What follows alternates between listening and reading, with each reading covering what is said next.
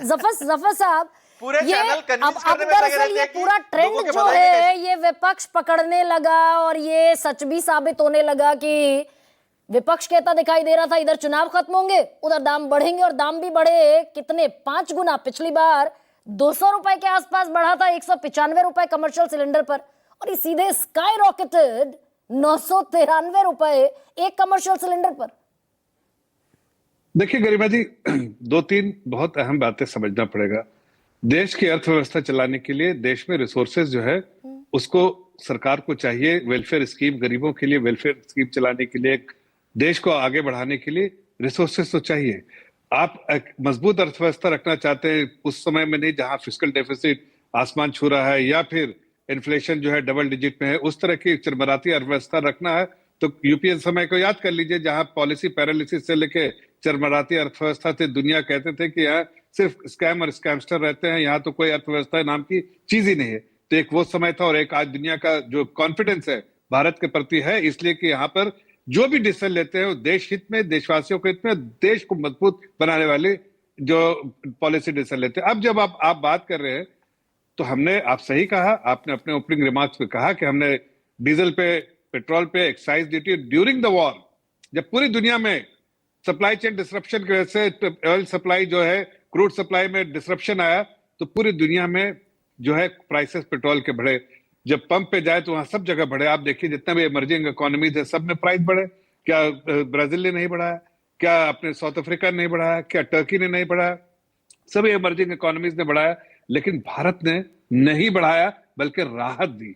और आज भी आप जो जफर साहब ये इंतजार कर रहे थे क्या कि भाई चुनाव खत्म हो जाएगा, एग्जिट पोल सामने आ जाएंगे, तब हम अपना 993 रुपए, 1000 रुपए एक कमर्शियल सिलेंडर पर बढ़ा देंगे। एक सेकंड सुन तो लीजिए। आप तो अभी स्पेकुलेट करें कि पेट्रोल के भी दाम बढ़ेंगे, डीजल के दाम बढ़ेंगे, तो घरेलू सिलेंडर के दाम बढ़ेंगे, तो फलाना बढ़ेगा, धमकाना बढ़ेगा। ये सब दुनिया जानती है कि लोगों को गुमराह करने की बात कर रहे हैं। कोई बढ़ा है क्या? नहीं बढ़ा ना। हाँ, सिर्फ कमर्शियल सिलेंडर आपने उसके भी आंकड़े दे दिए कि कितने परसेंट लोगों को और किस तरह से फ्यूल एंड इसमें फूड में नहीं आता इन्फ्लेशन में। उनके समय सीपीआई कितना था और आज के समय जो है महंगाई कितनी है, वो दर भी बता देती कि कितना दर है, कितनी राहत है लोगों को, आम नागरिकों को। बट मैं दो तीन बातें कहना चाहता हूँ कि देखिए सर, एक छोटी सी चीज बताइए ना जफर साहब, भाई ये अभी भी आज जो प्रेस रिलीज जारी हुई हरदीप सिंह पुरी की तरफ से, हम ये ऑयल मार्केटिंग कंपनीज जो भी हैं, चाहे इंडियन ऑयल हो, रिलायंस इंडस्ट्रीज हो, इनके मुनाफे को लेकर हम बड़े दबाव में आ जाते हैं क्या?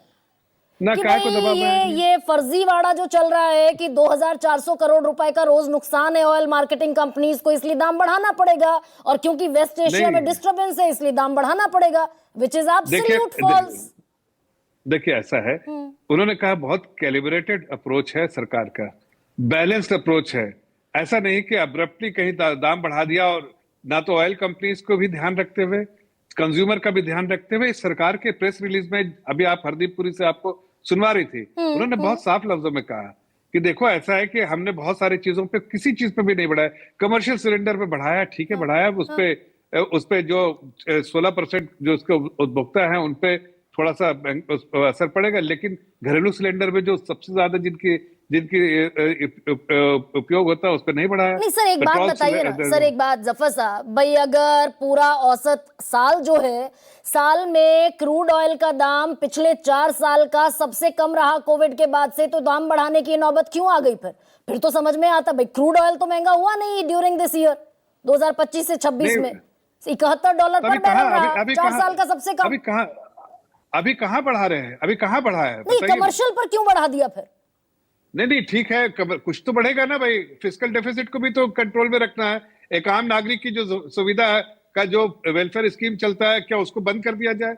वो तो चलना ही चाहिए। 1000 रुपए जो नहीं, वो 1000 रुपए बिल्कुल, जो कैलकुलेशन के हिसाब से इंटरनेशनल प्राइसेस, बेंचमार्क के प्राइसिंग को देखते हुए जो बढ़ोतरी हो सकती थी वो उसको किया गया। सर वही कह रही हूं, इसका अगर आप मुझे जवाब दे दें, I would be really glad. वो जो इंटरनेशनल प्राइस का हम छल्ला उठाकर घूम रहे हैं, इंटरनेशनल प्राइस तो 4 साल के सबसे कम लोएस्ट लेवल पर है, 4 साल में सबसे कम।